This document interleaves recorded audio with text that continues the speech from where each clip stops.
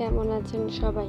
আমাদের বাড়িতে লাগানো ঢেঁড়স গাছ থেকে দেখুন নিজ হাতে ঢেঁড়স পারলাম।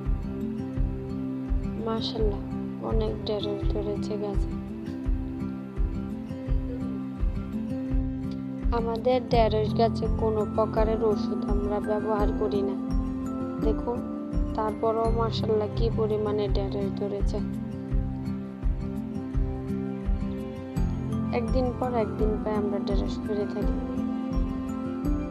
কোনো কোনো জায়গায় ঢেঁড়সকে আবার ভিন্ডিও বলে থাকে। ঢেঁড়স গাছে তেমন যত্ন লাগে না। যে জায়গায় বেশি রোদ লাগে ওই জায়গায় লাগানোর চেষ্টা করবেন। আপনারাও লাগিয়ে দেখতে পারেন।